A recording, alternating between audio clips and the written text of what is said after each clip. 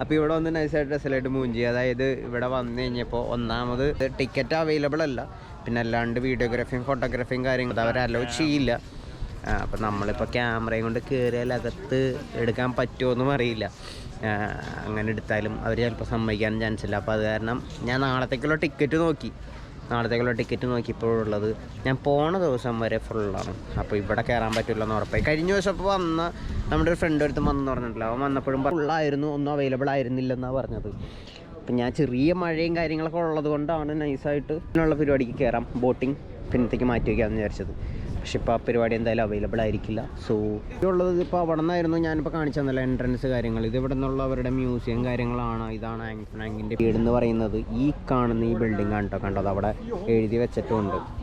അപ്പോൾ എന്തായാലും വീട് നമുക്ക് ഇപ്പോൾ എന്താ കയറാൻ പറ്റിയില്ലെങ്കിൽ നമ്മളിപ്പോൾ എന്തായാലും ഈ വീടൊന്ന് ജസ്റ്റ് ഒന്ന് കാണിച്ചു തരണം.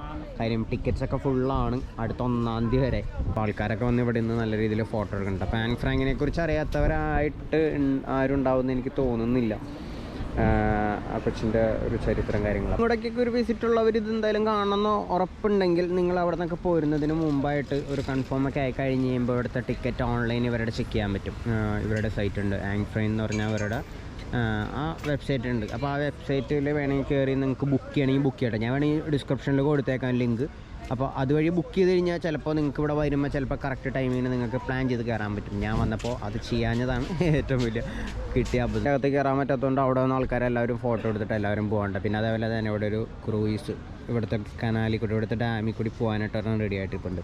എന്തായാലും മഴയൊക്കെ ഉണ്ട്, മഴയൊക്കെ ഒന്ന് മാറട്ടെ. ഒന്നില്ലെങ്കിൽ നമുക്ക് നാളെ അല്ലെങ്കിൽ ഈവനിങ് ഒക്കെ ആയിട്ട് കയറാം. അപ്പോൾ എന്തായാലും ഇവിടുത്തെ ഒരു ടോട്ടൽ ജസ്റ്റ് ഒരു ലുക്ക് വേണമെങ്കിൽ കണ്ടോട്ടോ. പറയുകയാണെങ്കിൽ ഈ ഒരു ആംസ്റ്റർഡാം സിറ്റിയുടെ ജസ്റ്റ് ഇങ്ങനെ ലൈൻ പോലെ ഇങ്ങനെ കിടപ്പുണ്ട് കേട്ടോ. ഈ ഡാം കാണാൻ നല്ല ഭംഗിയാണ്. അതായത് ഈ ആംസ്റ്റർഡാമിന് ചുറ്റും ഒരു ഷേപ്പ് പറഞ്ഞെങ്കിൽ ഒരു ജസ്റ്റ് ഒരു നമ്മുടെ ഒരു യു ഷേപ്പ് പോലത്തെ ഒരു ഇതിലാണ് ആംസ്റ്റർഡാമിൻ്റെ സിറ്റി ഇരിക്കണേ. അപ്പോൾ ആ സിറ്റിക്ക് ചുറ്റുമായിട്ട് ഇങ്ങനെ ഡാം ഉണ്ട് കേട്ടോ. കാണാൻ നല്ല ഭംഗിയാണ്. എല്ലാ റൂട്ടിലും പോകുമ്പോഴും ഇത് കണക്ട് ചെയ്തും പോകുന്നുണ്ട്. എനിക്ക് ഹെനിക്കിൻ്റെ എക്സ്പീരിയൻസ് എന്ന് പറഞ്ഞുകൊണ്ട് ഒരു ബിയറിൻ്റെ ഒരു അവരുടെ ഒരു ഔട്ട്ലെറ്റ് അല്ല, ഒരു ഫാക്ടറി പോലത്തെ ഒരു സെറ്റപ്പും അതിൻ്റെ കുറച്ച് കാര്യങ്ങളൊക്കെ കാണിച്ചിരുന്നുണ്ട്. അങ്ങോട്ടേക്ക് ഒന്ന് പോയി നോക്കാം കേട്ടോ, അവിടെ എങ്ങനെയുണ്ട് കാര്യങ്ങൾ നോക്കാം. ഇങ്ങനെ കുറച്ചൊക്കെ എന്തായാലും മ്യൂസിയംസൊക്കെ എനിക്ക് തോന്നണം മിക്കവാറും ഫുള്ളായിരിക്കുള്ളൂ. ഇന്നിപ്പോൾ റിസർവ് ചെയ്ത് വന്നാലും മേ ബി ചാൻസസ് വളരെ കുറവായിരിക്കും. അപ്പോൾ ആ പരിപാടി എന്തായാലും ഞാനെന്തായാലും ഈ എനിക്കിൻ്റെ നോക്കട്ടെ. അതെന്തായാലും ഇപ്പോൾ സ്ലോട്ട് അവൈലബിൾ ആണെന്നാണ് പറഞ്ഞത്. അപ്പോൾ എന്തായാലും അങ്ങോട്ട് ഒന്ന് പോയി നോക്കാം. അങ്ങോട്ട് പോയി നോക്കിയിട്ട് പിന്നെ നമുക്ക് ബാക്കിയുള്ള സ്ഥലത്തേക്ക് പോകാം. ഇവിടെ ഒരു കുഹിനൂർ എന്ന് പറഞ്ഞാൽ ഒരു ഇന്ത്യൻ റെസ്റ്റോറൻറ്റ് ഉണ്ടാക്കി കാണുന്നത്. ഞാനിപ്പോൾ ഇതേ ട്രാം കയറാൻ വേണ്ടി വന്നപ്പോൾ കണ്ടതാണ്. ഇത് കണ്ടോ, ഇവിടെ ഇത് ട്രാമിൻ്റെ ഇത് കണ്ടോ, ഇപ്പുറത്തെ സൈക്കിളും വണ്ടികളൊക്കെ പോകുന്ന ഒരു ഏരിയ. ഇത് ട്രാമിൻ്റെ കണ്ടോ, ഇതിൻ്റെ ഈ ഒരു സെൻട്രൽ പോർഷനിൽ ഇത്രയുള്ളൊരു സ്പേസേ ഉള്ളൂ നമുക്ക് അങ്ങോട്ടേക്ക് പോകാനായിട്ട്. ഇത് കണ്ടോ, ട്രാമിന് ഓരോന്നിനും ഓരോ നമ്പറായിട്ട് ഇവിടെ കൊടുത്തിട്ടുണ്ട്. ഇപ്പോൾ നമുക്ക് പോകേണ്ടത് 17 അതൊരു 3 മിനിറ്റിലുണ്ട്. നമുക്ക് അതേപോലെ തന്നെ ഒരു 13 പോവാം. അത് ആ സെയിം റൂട്ടാണ്, രണ്ടും സെയിം റൂട്ടാണ്. അപ്പോൾ രണ്ട് നമ്പറിൽ ഇങ്ങനെ പോകുന്നുണ്ട്. അപ്പോൾ നമ്മുടെ അവിടുത്തെ പോലെ തന്നെ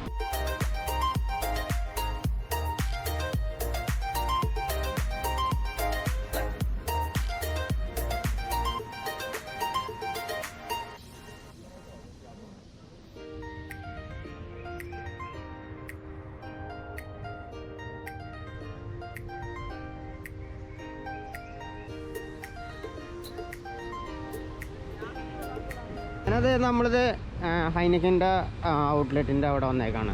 അതായത് ഇവരുടെ പണ്ടെന്തോ ആയിരുന്നു ഇവിടെ ഉണ്ടായിരുന്നത്.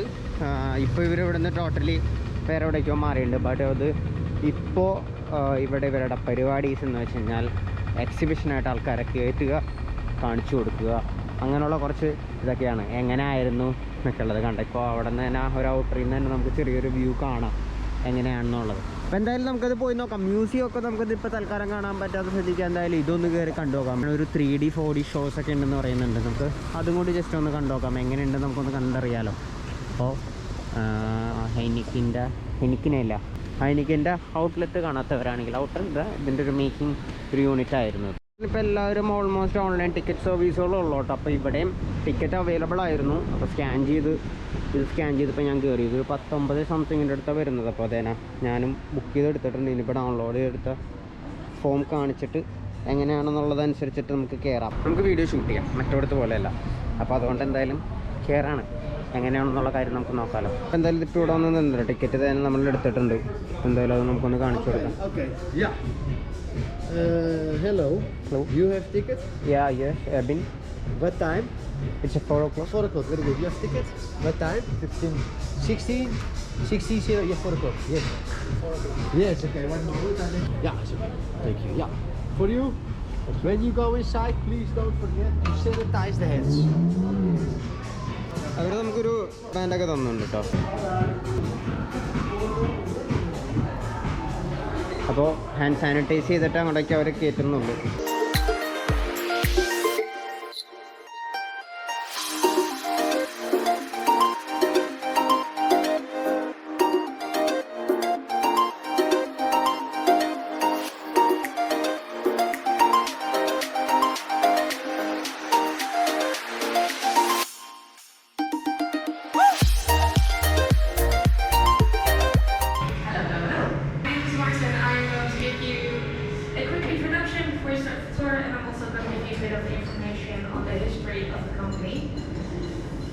First things first, is anyone watching the Formula 1 race today?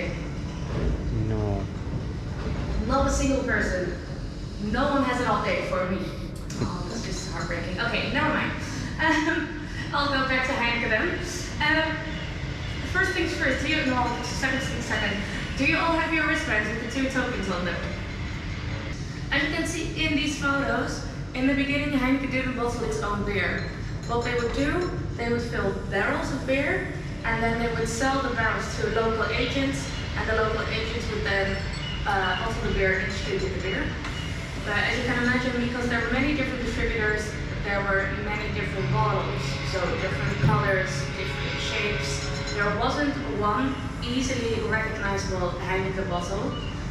And that's the reason why in the 1930s Heineken decided to take control over that bottling system, and they started bottling beer themselves. If you look over there, I can show you a bottling machine from that period. So what they would do, they would connect barrels of beer to this machine right here, place an empty beer bottle here, they would fill it up, and then using this machine they could fill up to 16,000 bottles a day, which is very impressive in my opinion. In comparison, nowadays they fill about 700,000 bottles an hour. So yeah, that's millions and millions a day. So they've come very far since brewing beer in this little brewery, but this is where it all began. ഇതിനാണ് ഇപ്പോൾ almost കുറേ സ്ഥലത്തേക്കൊക്കെ ഇതിൻ്റെ പോയേക്കണത്. പിന്നെ അതേപോലെ തന്നെ കണ്ടോ, ഇത് ഇവർ ആംബിയൻസ് അല്ല, ഇത് ഓൾറെഡി പണ്ട് ഇവിടത്തിൻ്റെ പ്രൊഡക്ഷൻ നടന്നിരുന്ന സ്ഥലമാണിത്.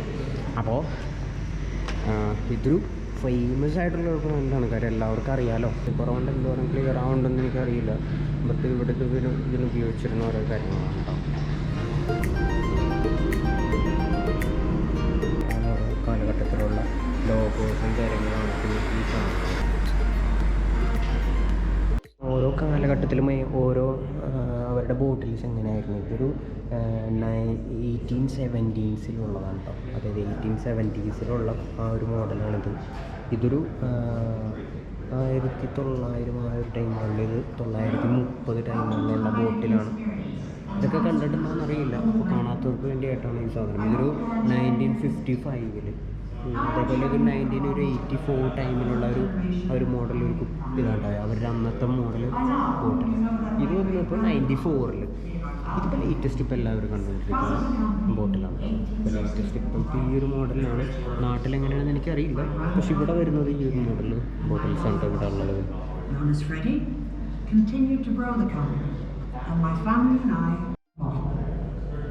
Great respect for people and cultures and for the world in which we live. And that's why we continuously try to reduce the impact we have on our planet. And a total commitment to the responsible enjoyment of the beer. By focusing on these core values, we'll continue to ensure a sustainable future for our company, our employees and our shareholders. On behalf of the Heineken family and all those who work... Good afternoon everybody, my name is Renzo and I will give you a little speech about the 4 ingredients of Heineken and how to make one. Without further ado, I will start. Just know that you are allowed to ask questions. And there are no stupid questions, there are no stupid answers, because I'll also ask you a couple of questions along the way. So starting off, we got 4 ingredients: water, barley, hops, and yeast. Now you might be already thinking, wow, only 4 ingredients to the sacred nectar of the gods? Yes, only 4. And it has to do with das Reinheitsgebot, which is a set of rules which protects the name Pilsner. If you use different ingredients, you are not allowed to use it anymore, the name Pilsner. The same goes for cava, for champagne, for tequila. If you use a different recipe or different ingredients, you simply cannot hold the title. If you think that the beer that you're drinking out of the bottle contains more than 80% water, raise your hand. So if you think that the beer that you're drinking every time has more than 80% of water in it, raise your hand. 80. Okay. For those of you who raised the hand, you get a Bluetooth high five. Well done. It's 95%. If you're dehydrated, grab a Heineken. Just kidding. Don't do it. It's a joke. Because the other 5% is the stuff that you hopefully enjoy with good company, occasionally in the evenings, right? That's the alcohol. The point of the story is that water is the body of your beer. Any beer. Start with bad water, you're gonna have a bad beer. You'll never end up with a good beer. Now, Heineken is producing Heinekens in more than 70 countries with over 150 facilities. So we have to deal with a whole lot of water, different types of water.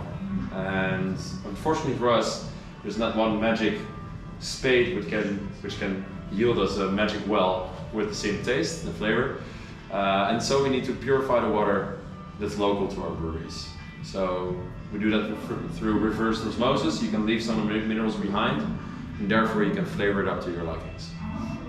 Second ingredient will be barley. To be specific, it's malted barley. Before you can use barley for brewing, you have to malt it. It's because the Brits went all the way to India, and they needed to maintain their beers for a longer time, and so they just added hops. Fun side story. What it also is going to give us is a lot of bitterness. With Heineken, it's low bitterness, so it's not that too bitter, but yeah. So we add this to the whole mixture, and we end up with a liquid which is golden colored, a little bit sweet, and a little bit bitter. We're still missing 2 elements. Which 2 are we missing before we can call this a proper beer? Alcohol and CO2. Yes, sir. Alcohol and carbon dioxide. Are you brewing on your own? I did. Very good. Nice. All right, so in order to get carbon dioxide and alcohol in there, we need to use yeast. And our yeast is a very special type of yeast. It's called the A yeast. It's a single-celled microorganism. As long as you keep feeding it, it will keep multiplying itself. And therefore, we have been using it for over 100 years. If we use a different type of yeast, we'll end up with a different type of flavor, and we'll lose the Heineken signature flavor. Bye, Mom! ഇതിനെക്കുറിച്ചാണ് നമുക്ക് explain ചെയ്തൊക്കെ തന്നത്.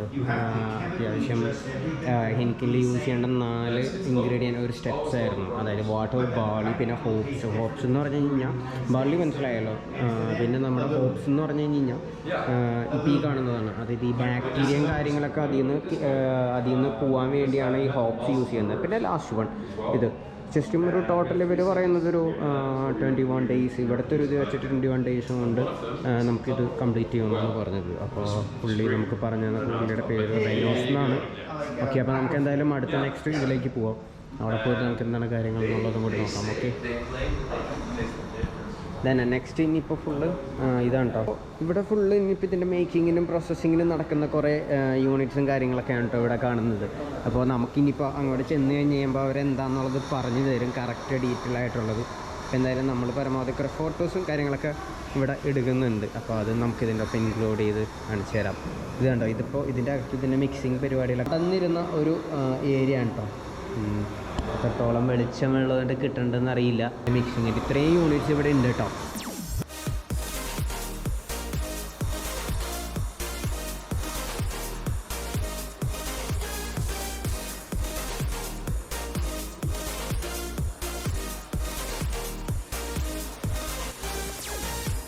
കാര്യം ഇത് കണ്ടോ, ഇതിൻ്റെ എങ്ങനെയാണ് ഇത്ര ഡിഗ്രിയിൽ കണ്ട മാഷിങ് പിന്നെ ഇത് ചെയ്ത് പിന്നെ കണ്ട ഓരോ A to Z എല്ലാ പ്രോസസ്സും ഇവിടെ ഇതിൽ മെൻഷൻ ചെയ്തിട്ടുണ്ട്. ഇവിടെ ഓരോ യൂണിറ്റുകളും എങ്ങനെയാണ് കാര്യങ്ങളെന്ന് അന്നൊരു ഫൈനൽ സ്റ്റേജിലേക്ക് ഇപ്പോൾ ബോട്ടിൽസിലേക്ക് ഫില്ലിങ്ങിൻ്റെ വരുന്ന ആ ഒരു സ്റ്റേജ് വരെയുള്ള കാര്യങ്ങളാണ് ഇവിടെ ഉള്ളത് കേട്ടോ. ഓരോ യൂണിറ്റുകളും അതിൻ്റെ ഇതാണെന്ന് തോന്നുന്നുണ്ട്. മുകളിൽ അവിടെ ആയിട്ടാണ് ഫില്ലിങ് കാര്യങ്ങൾ നടക്കുന്നത്. അപ്പോൾ എന്തായാലും നമുക്ക് ഇതൊന്ന് കണ്ടു നോക്കിയിട്ട് ഇങ്ങനെയാണ് കാര്യങ്ങളെന്നും കൂടി നോക്കിയിട്ട് നമുക്ക് എന്തായാലും പോവാം. കണ്ടോ, നമ്മൾ നേരത്തെ കണ്ട പോലെയല്ല, ഇത് അത്യാവശ്യം കൂടി ഒരു ചെറിയൊരു ഡിഫറെൻറ്റ് ടൈപ്പായിട്ടുള്ളൊരു ഇത് വേറൊരു ബാരൽ പോലത്തെ ഒരു ഇതാണ് കേട്ടോ.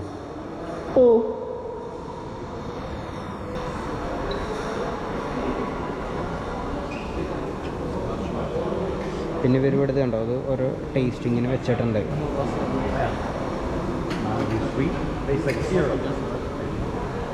ഇതിവിടെ മെൻഷൻസുണ്ട്, അതായത് കണ്ടോ വാട്ടറും പിന്നെ നമ്മുടെ മറ്റേ ഗോതമ്പിൻ്റെ അതും കൂടി വെച്ചിട്ട് പിന്നെ കുറച്ച് പേര് ഇതിവിടെ ഡിസ്പ്ലേയും വെച്ചിട്ടുണ്ട്.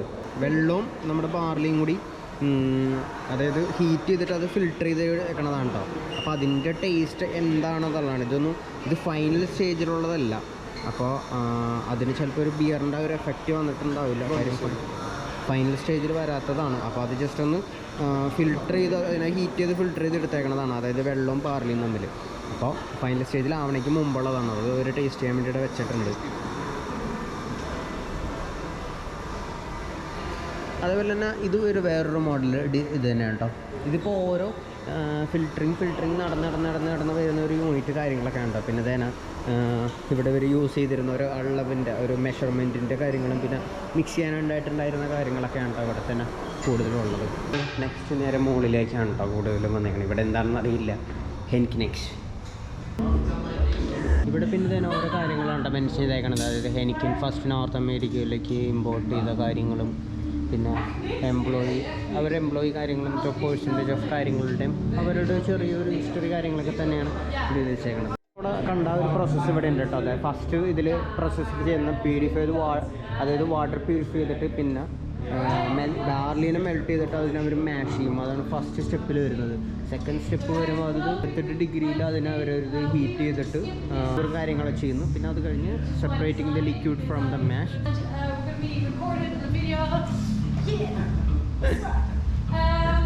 Together with thousands of other green Heineken bottles, and then last but not least, you're going to be shipped all over the world, where we usually have the best Heineken parties. At a party, we're going to have a beer as well, right?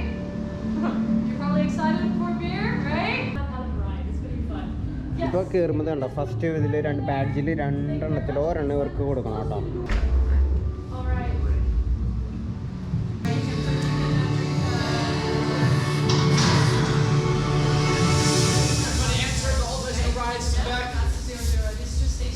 Okay, ഇതിൻ്റെ അകത്തേക്ക് അവരെന്തോ ഒരു special പരിപാടി ഉണ്ട്, എന്താണെന്ന് അറിയില്ല. But അത് കയറി നോക്കട്ടെ. വാ